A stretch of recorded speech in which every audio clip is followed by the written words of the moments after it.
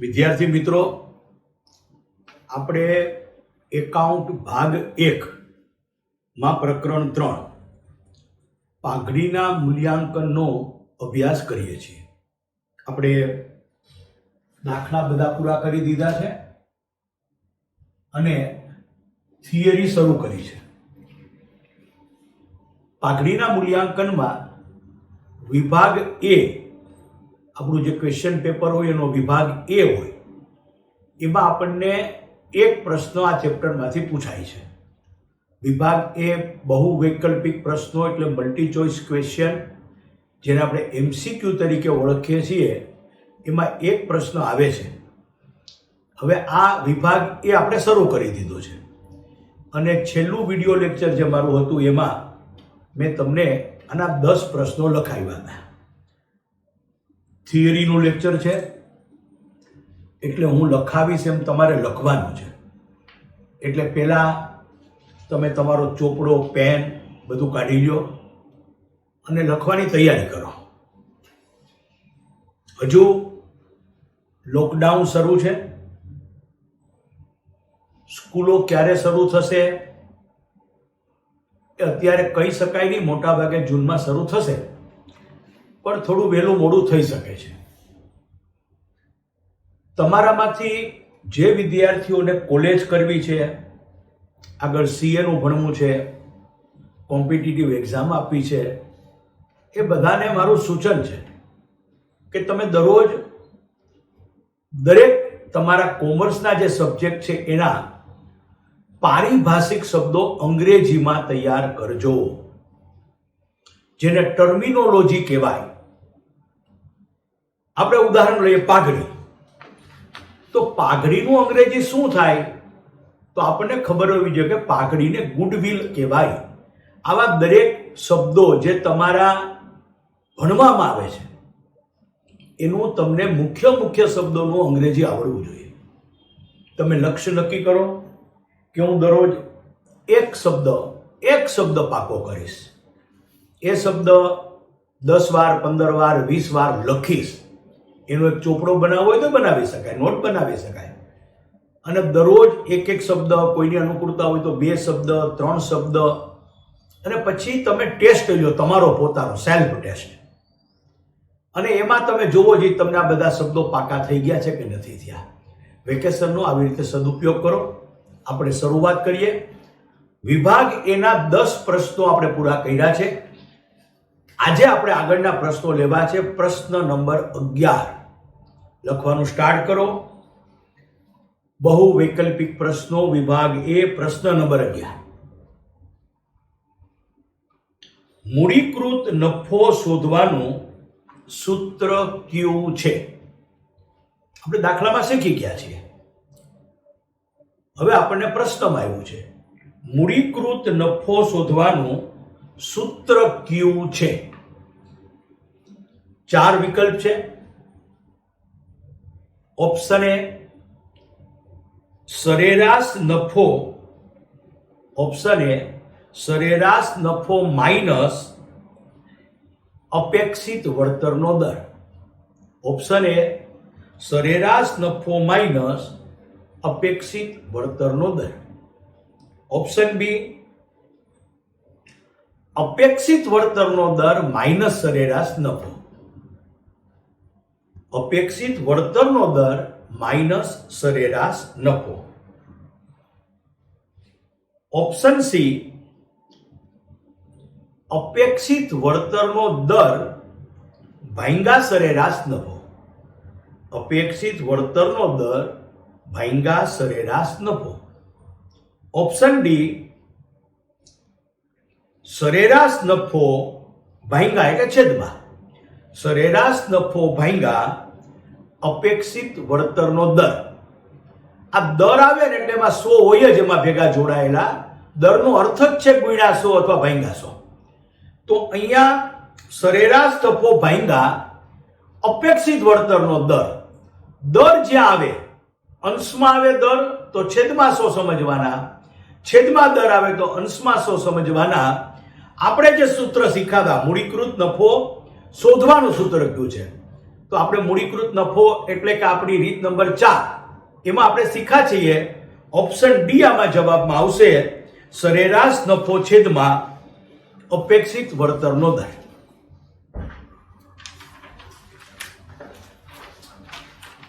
પ્રશ્ન નંબર 11. પ્રશ્ન નંબર 12. પાઘડીના મૂલ્યાંકન સમયે મૂડીકૃત નફાને કોની સાથે સરખાવવામાં આવે છે? પાઘડીના મૂલ્યાંકન સમયે મૂડીકૃત નફાને કોની સાથે સરખાવવામાં આવે છે? ઓપ્શન એ ધંધાના લેણા, ઓપ્શન બી ધંધાના દેવા,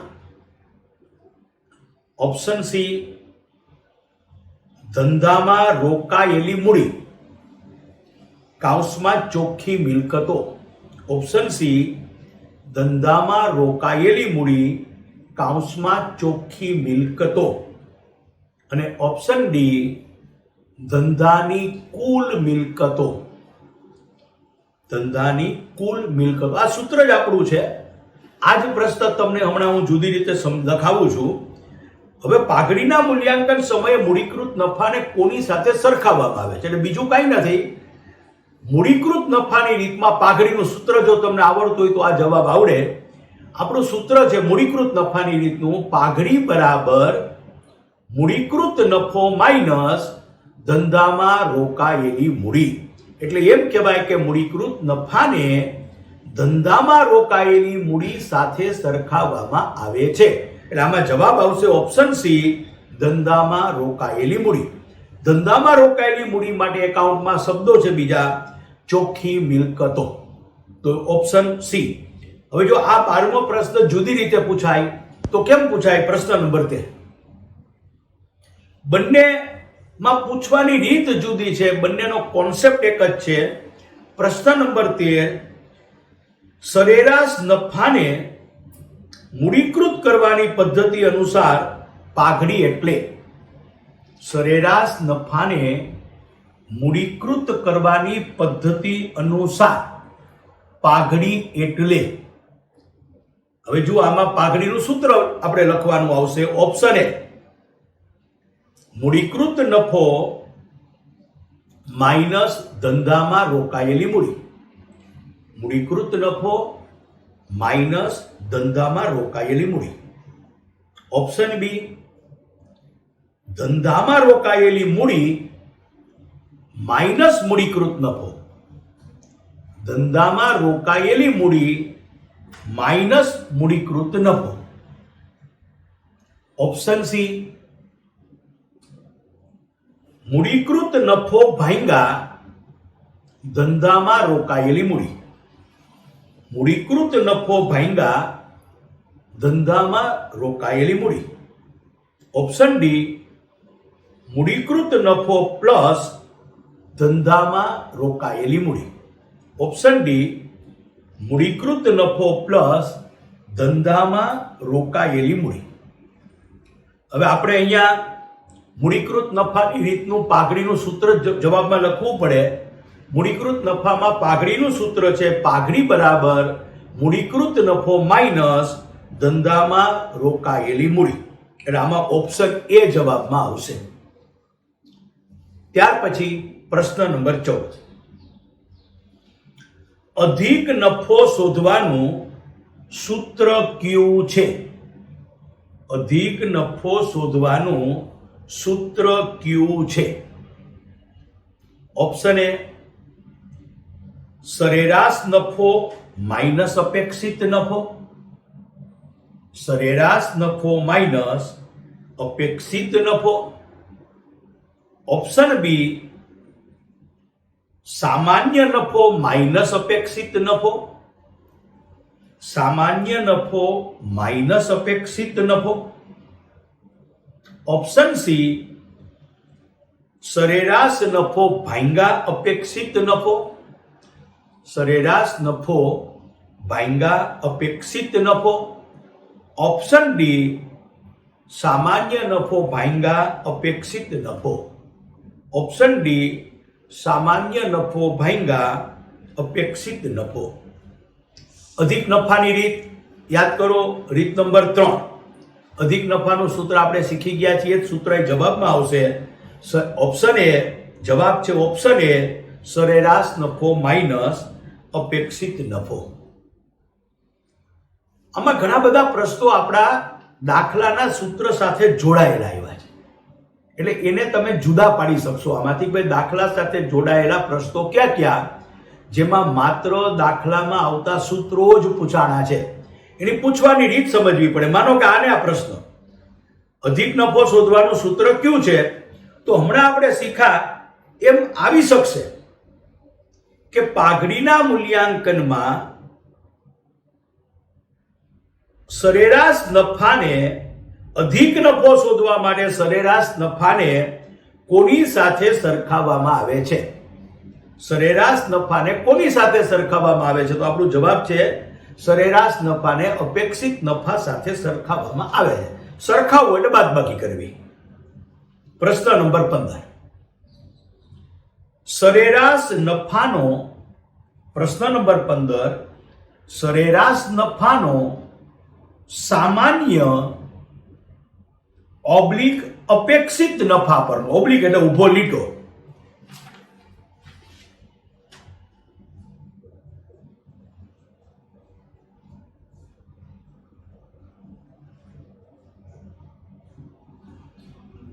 પ્રશ્ન નંબર 15 સરેરાશ નફાનો સામાન્ય ઓબ્લિક અપેક્ષિત નફા પરનો ખાલી જગ્યા.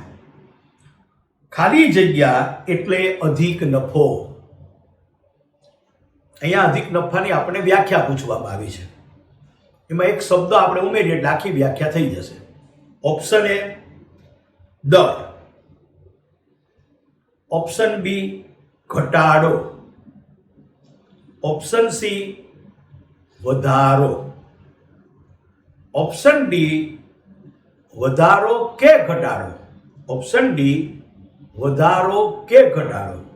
હવે જો તમે અધિક નફાની વ્યાખ્યા આપણે શીખા છે, યાદ કરો તો અધિક નફાની વ્યાખ્યા છે અધિક નફો એટલે, આમે હોઈ શકે, અધિક નફો એટલે સરેરાશ નફાનો સામાન્ય ઓબ્લિક અપેક્ષિત નફા પરનો વધારો. એટલે આમાં જવાબ આવશે વધારો. પ્રશ્ન નંબર 16. જ્યાં વ્યક્તિગત કૌશલ્ય મહત્વનું હોય ત્યાં, જ્યાં વ્યક્તિગત કૌશલ્ય મહત્વનું હોય ત્યાં પાઘડી ખાલી જગ્યા હોય છે. જ્યાં વ્યક્તિગત કૌશલ્ય મહત્વનું હોય ત્યાં પાઘડી ખાલી જગ્યા હોય છે. આપણે પાઘડીના મૂલ્યાંકનને અસર કરતા પરિબળો શીખ્યા છીએ, એમાં વ્યક્તિગત કૌશલ્ય વાળો પણ એક પરિબળ આવ્યું છે. ઓપ્શન લખો. ઓપ્શન એ વધુ, ઓપ્શન બી ઓછી, ઓપ્શન સી શૂન્ય અને ઓપ્શન ડી ઋણ. હવે આપણે શીખ્યા છે કે જ્યાં વ્યક્તિગત કૌશલ્ય મહત્વનું હોય ત્યાં ધંધાની પાઘડી ઓછી હોય છે, એટલે જવાબમાં ઓછી. નેક્સ્ટ પ્રશ્ન નંબર 17. પાઘડી એ કયા પ્રકારની મિલકત છે? પાઘડી એ કયા પ્રકારની મિલકત છે? ઓપ્શન એ દ્રશ્ય મિલકત, ઓપ્શન એ દ્રશ્ય મિલકત, ઓપ્શન બી અદ્રશ્ય મિલકત, ઓપ્શન સી ચાલુ મિલકત, ઓપ્શન ડી અવાસ્તવિક મિલકત. આપણે શીખ્યા છીએ કે પાઘડી એ અદ્રશ્ય મિલકત છે, એટલે જવાબમાં અદ્રશ્ય મિલકત. નેક્સ્ટ પ્રશ્ન નંબર 18. જે ધંધામાં જોખમનું પ્રમાણ વધુ હોય, જે ધંધામાં જોખમનું પ્રમાણ વધુ હોય તે ધંધાની પાઘડીની કિંમત સામાન્ય રીતે કેવી હોય છે? જે ધંધામાં જોખમનું પ્રમાણ વધુ હોય તે ધંધાની પાઘડીની કિંમત સામાન્ય રીતે કેવી હોય છે? આપણે શીખ્યા છીએ પાઘડીના મૂલ્યાંકનને અસર કરતા પરિબળોમાં. લખો ઓપ્શન એ ઓછી, ઓપ્શન બી વધુ, ઓપ્શન સી સરખી, ઓપ્શન ડી વધુમાં વધુ. આપણે શીખ્યા છીએ કે જે ધંધામાં જોખમનું પ્રમાણ વધુ હોય ત્યાં પાઘડી ઓછી હોય છે, એટલે જવાબમાં આવશે ઓછી, ઓપ્શન એ. પ્રશ્ન નંબર 19. ધંધાકીય એકમની પ્રતિષ્ઠાનું મૂલ્ય એટલે? ધંધાકીય એકમની પ્રતિષ્ઠાનું મૂલ્ય એટલે ઓપ્શન એ જવાબદારી, ઓપ્શન બી મિલકત,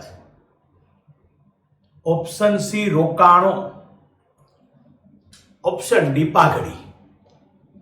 જવાબમાં પાઘડી, કારણ કે પાઘડીની વ્યાખ્યા જ છે કે ધંધાકીય એકમની પ્રતિષ્ઠાનું મૂલ્ય એટલે પાઘડી. આ પ્રશ્ન આવી રીતે પણ પૂછી શકાય. પાઘડી એટલે, પછી 4 ઓપ્શન આપે, પાઘડી એટલે, તો એમાં જવાબમાં આવે ધંધાકીય એકમની પ્રતિષ્ઠાનું મૂલ્ય. આ પાઘડી કહેવાય. પ્રશ્ન નંબર 20. જે પેઢી પાસે આયાત લાયસન્સ, જે પેઢી પાસે આયાત લાયસન્સ, ટ્રેડમાર્ક, કોપીરાઇટ કે પેટન્ટ હોય, આયાત લાયસન્સ, ટ્રેડમાર્ક, કોપીરાઇટ કે પેટન્ટ હોય, તો તેને કારણે પાઘડીનું મૂલ્ય, પાઘડીનું મૂલ્ય. ફરીથી આ પાઘડીના મૂલ્યાંકનને અસર કરતા પરિબળોનો પ્રશ્ન છે. ઓપ્શન એ ઓછું રહે છે, ઓપ્શન એ ઓછું રહે છે, ઓપ્શન બી ઊંચું રહે છે, ઊંચું રહે છે અથવા વધુ રહે છે, ઊંચું રહે છે, ઓપ્શન સી શૂન્ય રહે છે, ઓપ્શન સી શૂન્ય રહે છે, ઓપ્શન ડી આપેલ પૈકી એક પણ નહીં, ઓપ્શન ડી આપેલ પૈકી એક પણ નહીં.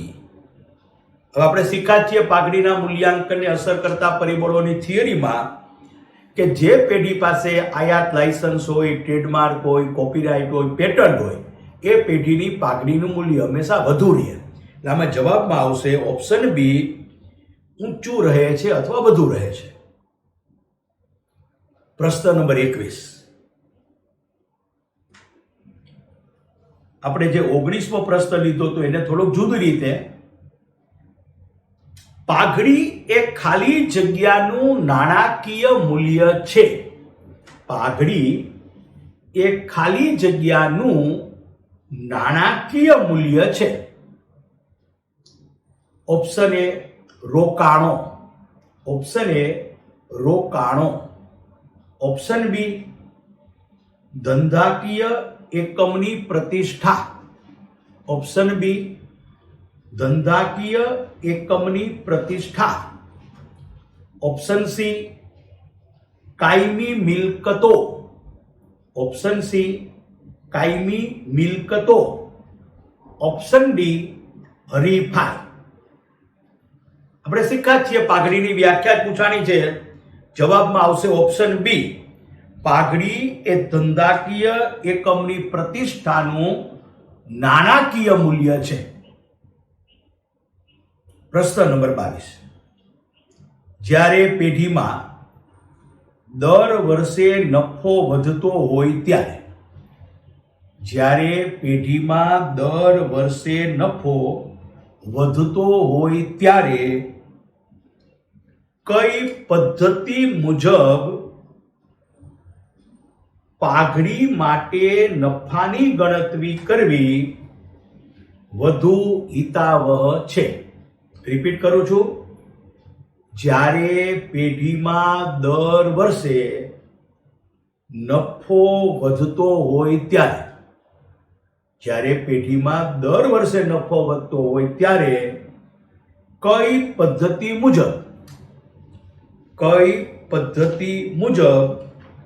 પાઘડી માટે નફાની ગણતરી કરવી વધુ હિતાવહ છે.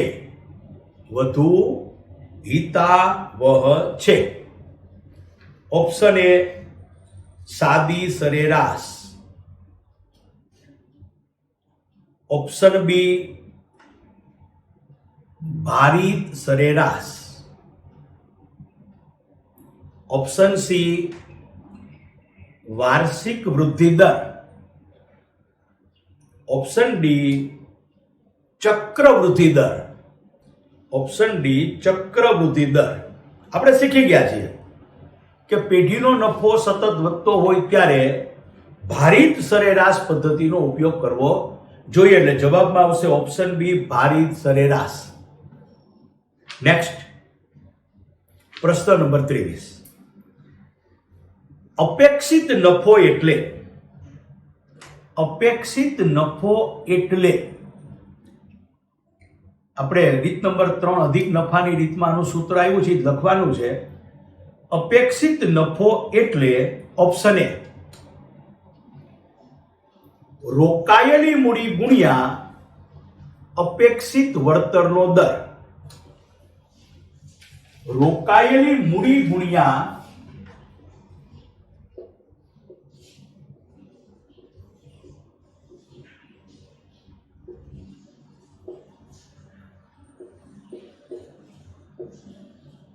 અપેક્ષિત વળતરનો દર. જો ગુણ્યા આવે ને દરમાં એટલે હંમેશા છેદમાં 100 સમજવાના હોય છે. દાખલો ગણીએ ત્યારે લખવા પડે,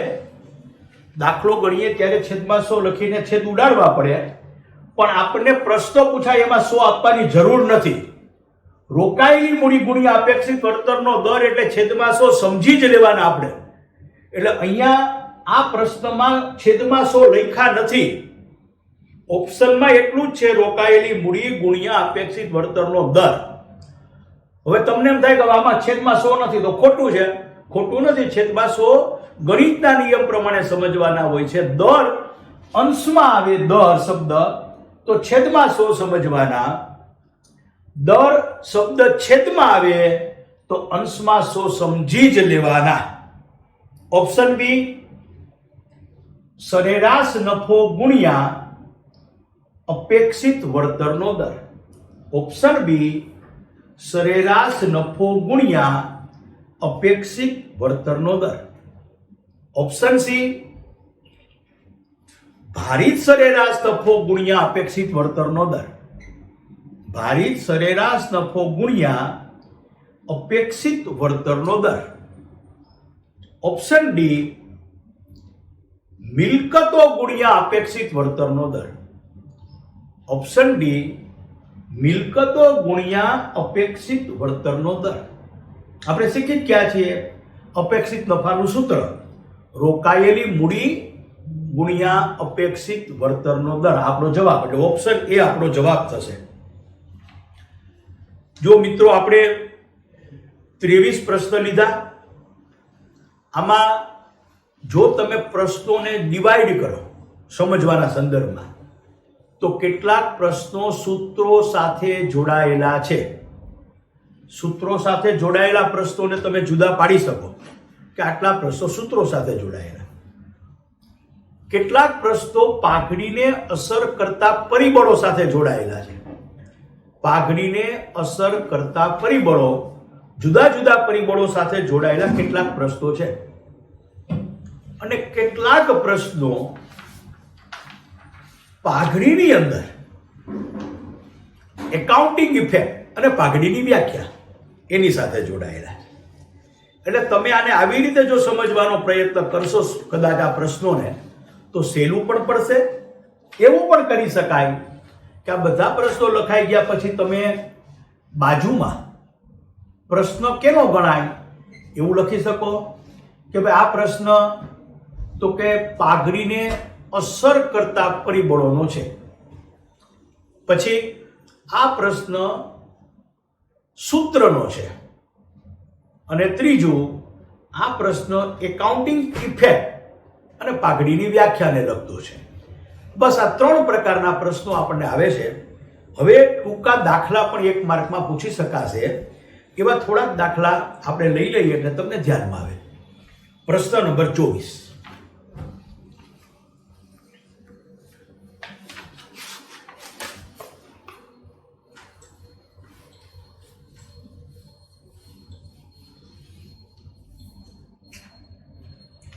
પ્રશ્ન નંબર 24. નીચેની માહિતી પરથી ભારિત સરેરાશ નફાની રકમ શોધો. માત્ર તમારે ભારિત સરેરાશ નફાની રકમ શોધવાની છે. પાઘડી પૂછી નથી. વર્ષ અને નફો 2017, 2018, 2019, નફો 21,000, 24,000 અને 30,000. આ આપણો પ્રશ્ન છે. ભારિત સરેરાશ, હું દાખલો ગણું છું. ભારિત સરેરાશ નફામાં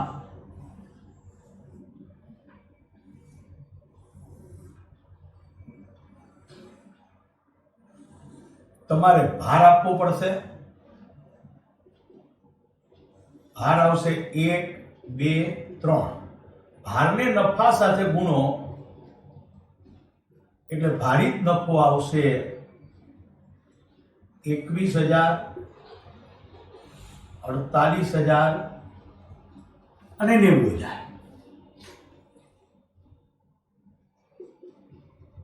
કુલ ભાર, કુલ ભારિત નફો, કુલ ભાર થશે 6. કુલ ભારિત નફો થશે 1,59,000 રૂપિયા. હવે આપણું સૂત્ર છે ભારિત સરેરાશ નફો બરાબર કુલ ભારિત નફો છેદમાં કુલ ભાર. કુલ ભારિત નફો 1,59,000 અને કુલ ભાર 6.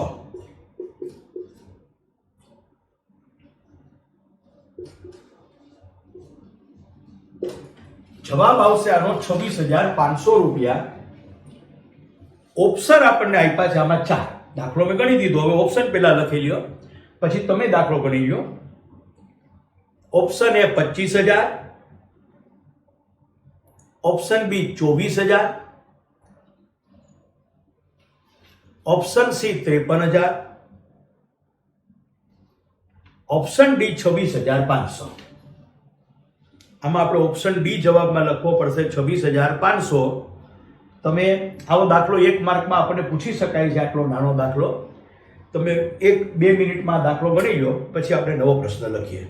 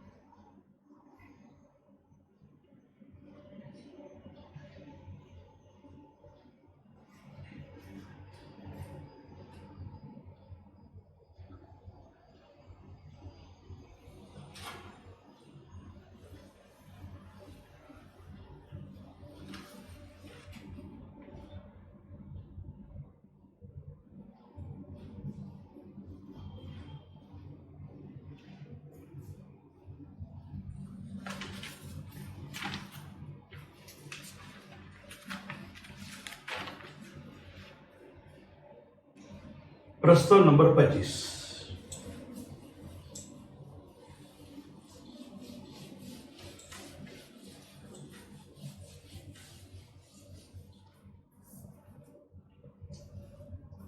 પેલા પ્રશ્ન લખો. એક પેઢીનો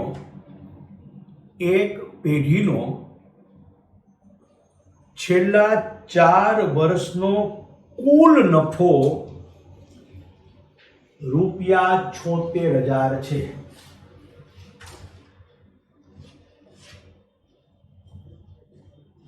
એક પેઢીનો છેલ્લા 4 વર્ષનો કુલ નફો ₹76,000 છે. પાઘડીની કિંમત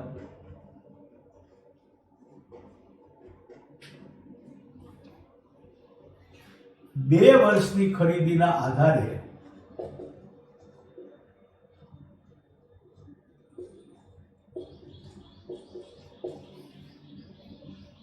કેટલી ગણાય?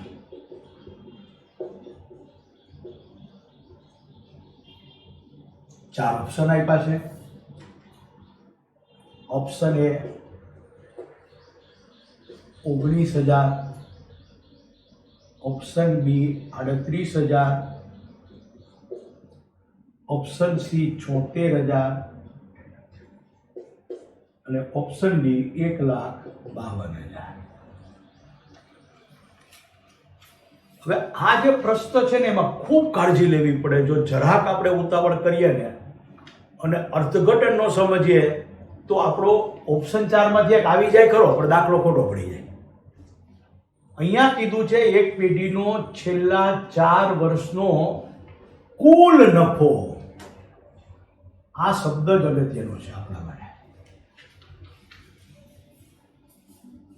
કુલ નફો હંમેશા સાદા સરેરાશ નફાની રીતમાં જ આવે, એટલે કે આપણી રીત નંબર 1. એટલે અહીંયા આપણને રીત નંબર 1 મુજબનો પાઘડીના મૂલ્યાંકનની 4 રીતમાંથી રીત નંબર 1 મુજબનો છેલ્લા 4 વર્ષનો કુલ નફો 76,000 આપેલ છે. આપણે કરવું એવું પડે કે પેલા શોધવો પડે સરેરાશ નફો. સરેરાશ નફાનું સૂત્ર છે કુલ નફો છેદમાં વર્ષની સંખ્યા. કુલ નફો 76,000 છેદમાં વર્ષની સંખ્યા 4 વર્ષનું કીધું છે. 76,000 ને 4 વડે ભાંગો તો 19,000 રૂપિયા સરેરાશ નફો આવે. અને હવે એની 2 વર્ષની ખરીદીના આધારે પાઘડી ગણો તો પાઘડી બરાબર સરેરાશ નફો ગુણ્યા ખરીદીના વર્ષો.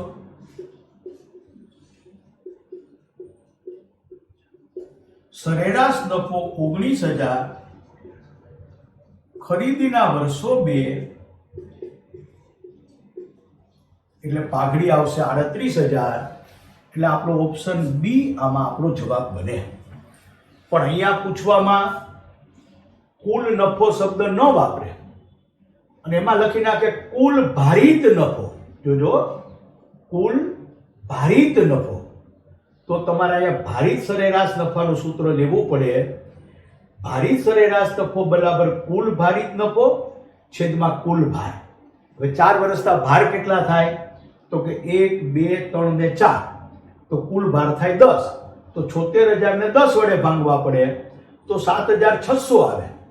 અને એને 2 વડે ગુણો તો 7,600 ગુણ્યા 2 એટલે 15,200 જવાબ આવે. જો એ 15,200 ઓપ્શન છે, 1,52,000 છે, 15,200 પણ હોઈ શકે છે. આ દાખલો ગણો, પછી આપણે ફરીથી એક દાખલો લઈએ.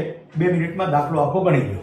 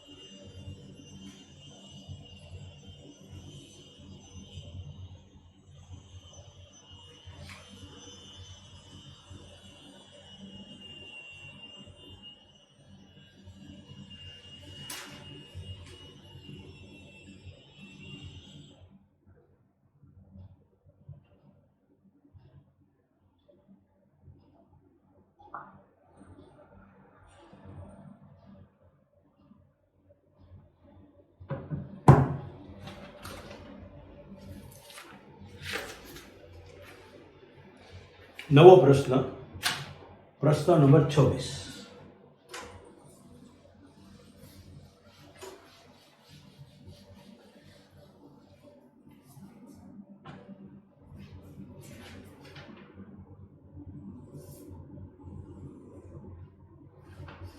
પ્રશ્ન નંબર 26. એક પેઢીનો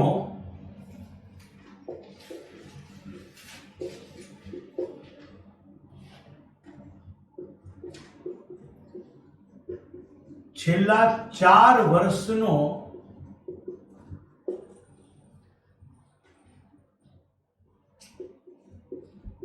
ભારિત સરેરાશ નફો ₹44,000 છે.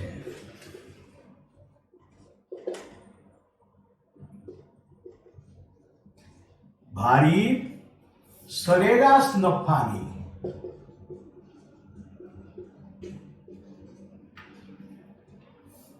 બે વર્ષની ખરીદીના આધારે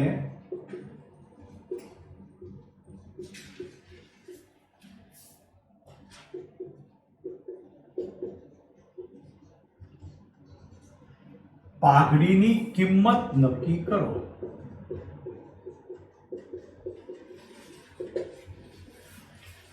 ઓપ્શન એ 8,800, ઓપ્શન બી 88,000,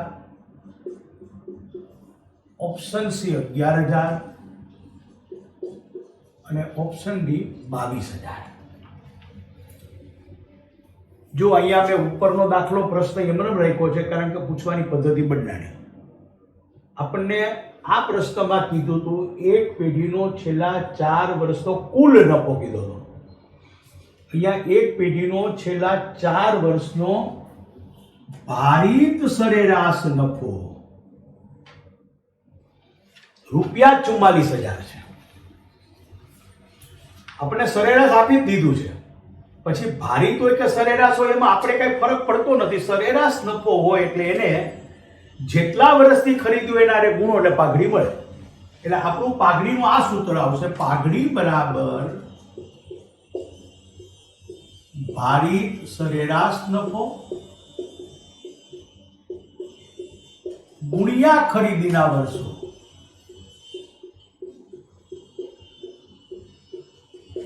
ભારિત સરેરાશ નફો છે 44,000 ગુણ્યા 2 એટલે જવાબ થાય 88,000.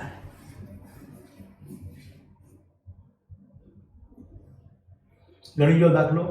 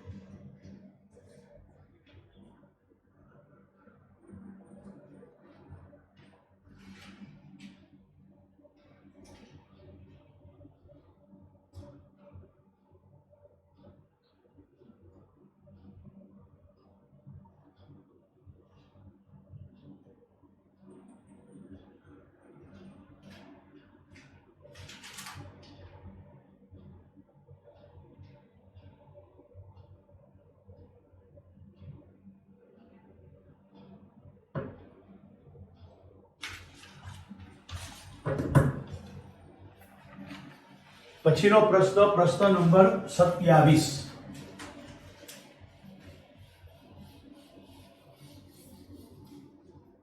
હું અહીંયા પ્રશ્નો પૂછવાની સરખામણી થાય એટલે આગળના પ્રશ્નો બોર્ડ પર દેખાડું છું તમને.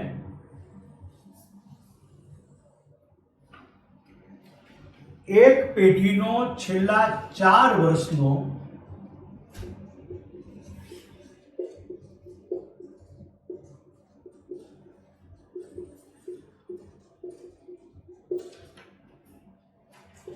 કુલ ભારિત નફો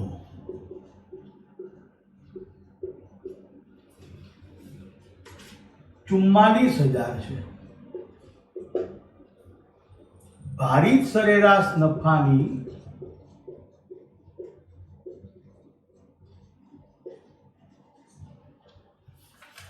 બે વર્ષની ખરીદીના આધારે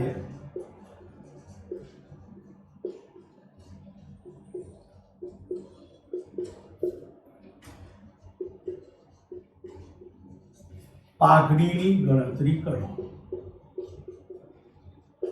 પૂછવાની ત્રીજી રીત આવી છે કુલ ભારિત નફો.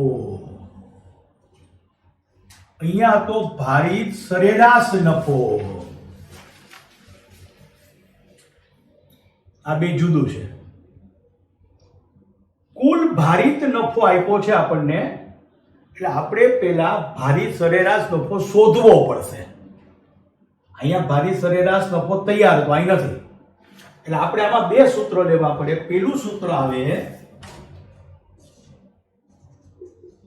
ભારિત સરેરાશ નફો બરાબર કુલ ભારિત નફો છેદમાં કુલ ભાર. કુલ ભારિત નફો 44,000 અને 4 વર્ષના ભાર 10 થાય. આ તમને ખબર હોવી જોઈએ. ભાર આપણે આપીએ છીએ વર્ષ પહેલું 1, વર્ષ બીજું 2, વર્ષ ત્રીજું 3, વર્ષ ચોથું 4. 1, 2, 3 ને 4 નો સરવાળો કરો એટલે 10 થઈ જશે. માનો કે 3 વર્ષનો નફો કીધો છે તો 3 વર્ષના ભાર ભેગા કરવાના 1, 2 ને 3. તો 1, 2 ને 3 એટલે 6 ભાર થાય.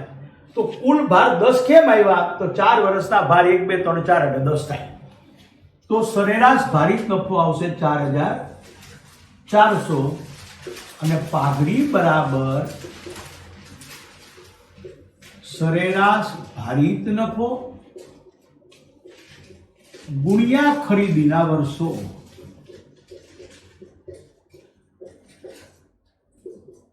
ભારિત સરેરાશ નફો 4,000 અને ખરીદીના વર્ષ 2 કીધા છે એટલે જવાબમાં આવશે 8,800. આમાં 4 ઓપ્શન છે. ઓપ્શન મેં લખ્યા નથી પણ આપણે દાખલો જ અગત્યનો છે છતાં ઓપ્શન લખી જો. Option A 8,800, option B 88,000, option C 11,000 અને ઓપ્શન ડી 22,000. આ દાખલા પૂછવાની, ટૂંકા દાખલા પૂછવાની ત્રીજી રીત. હજી એક રીત છે. આ દાખલો ગણો પછી હું તમને હજી એક છેલ્લો પ્રશ્ન અને છેલ્લી રીત કરાવી દઉં.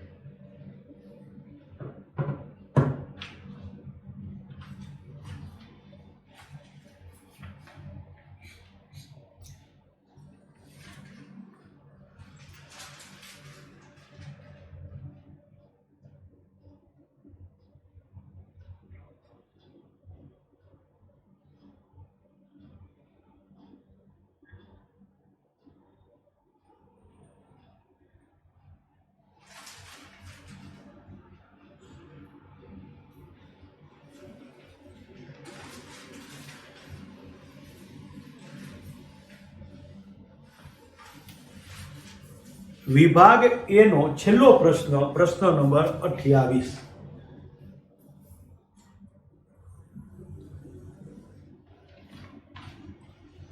એક પેઢીનો છેલ્લા 4 વર્ષનો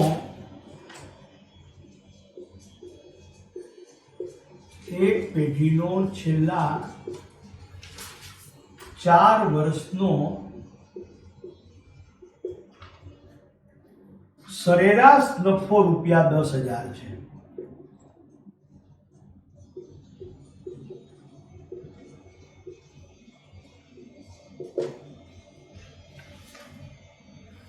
પાઘડીની કિંમત 2 વર્ષની ખરીદીના આધારે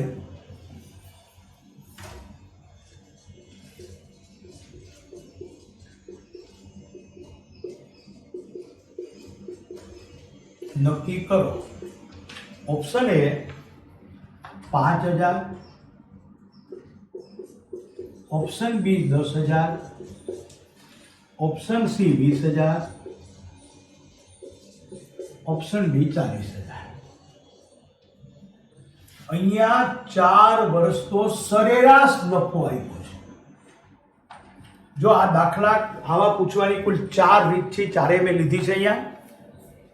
અહીંયા કુલ નફો હતો એટલે આપણે પહેલા સરેરાશ નફો શોધવો પડ્યો હતો. એટલે 2 સૂત્ર લેવા પડ્યા હતા, પહેલા સરેરાશ નફાનો અને પછી પાઘડીનો. અહીંયા સરેરાશ નફો આપ્યો તો એટલે સીધું પાઘડીનું સૂત્ર લીધું.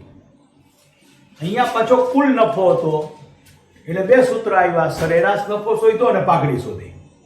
અહીંયા ફરીથી સરેરાશ નફો આપેલો જ છે એટલે માત્ર આપણે પાઘડીનું સૂત્ર મૂકવું પડે. પાઘડી બરાબર સરેરાશ નફો ગુણ્યા ખરીદીના વર્ષો.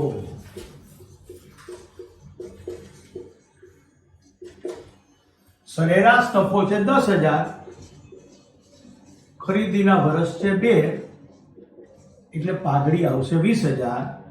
ઓપ્શન સી આપણો જવાબ થાય.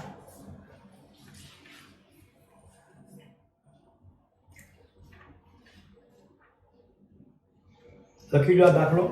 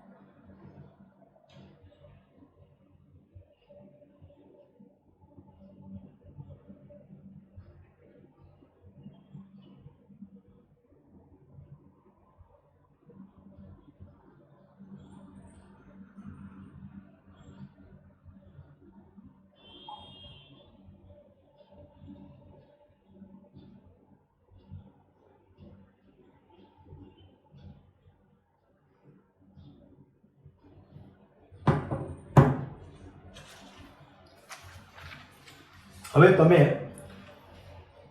વિભાગ એના બોર્ડની પરીક્ષામાં પૂછાયેલા પ્રશ્નો લખતા જાઓ.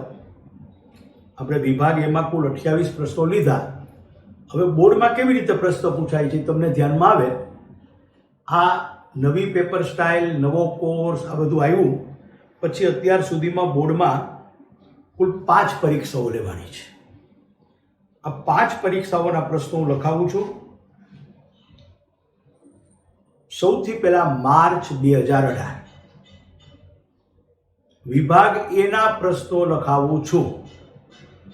બોર્ડમાં કઈ રીતે પૂછાય છે તમને ધ્યાનમાં આવે. માર્ચ 2018 પેઢીની પાઘડીનો આધાર કોના પર રહેલો છે? પ્રશ્ન છે પેઢીની પાઘડીનો આધાર કોના પર રહેલો છે?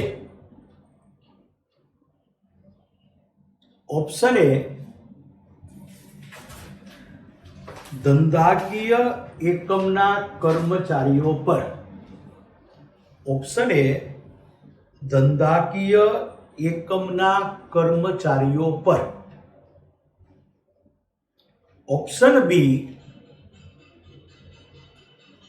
ધંધાકીય એકમના સંચાલકો પર.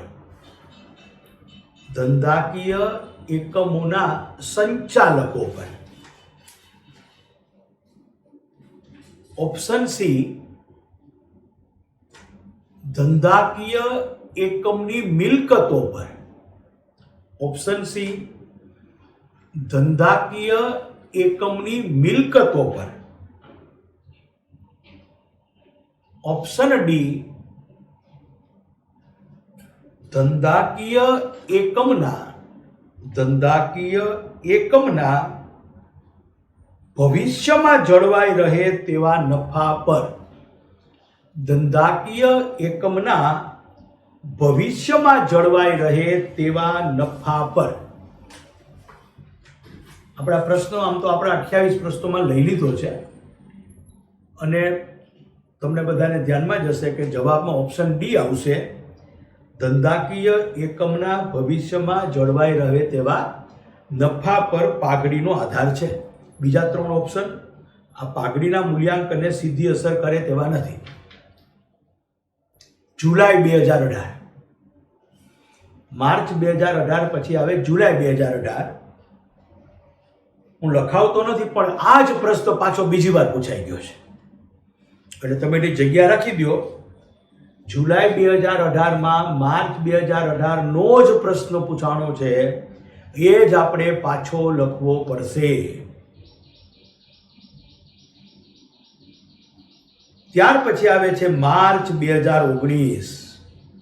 માર્ચ 2019 જ્યાં વ્યક્તિગત કૌશલ્ય મહત્વનું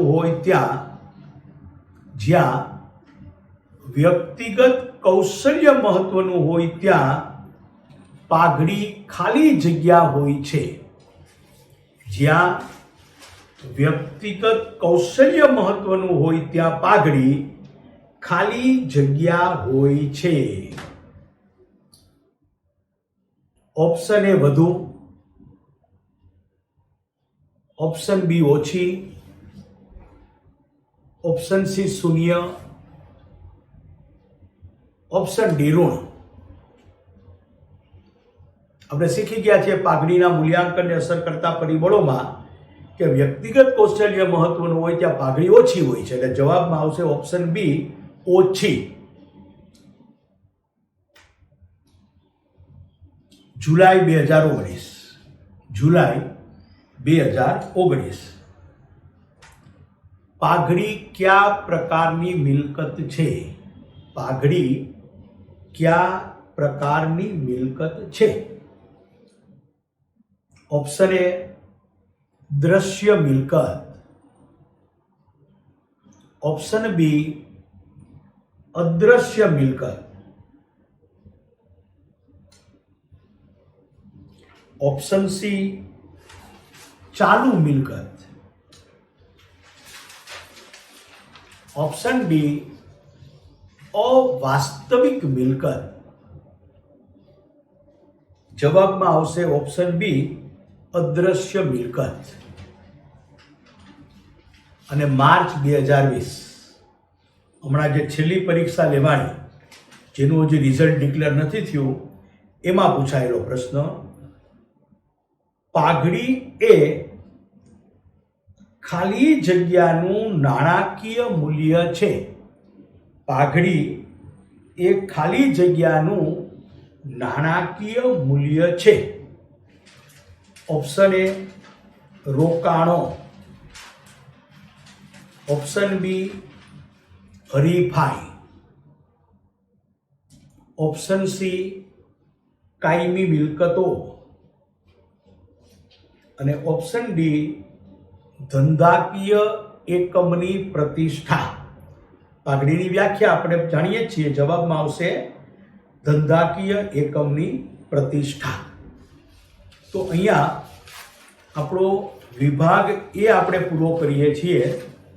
વિભાગ એમાં મેં તમને જુદા જુદા પ્રકારના જેટલા શક્ય હતા એટલા પ્રશ્નો સમજાવ્યા, લખાવ્યા અને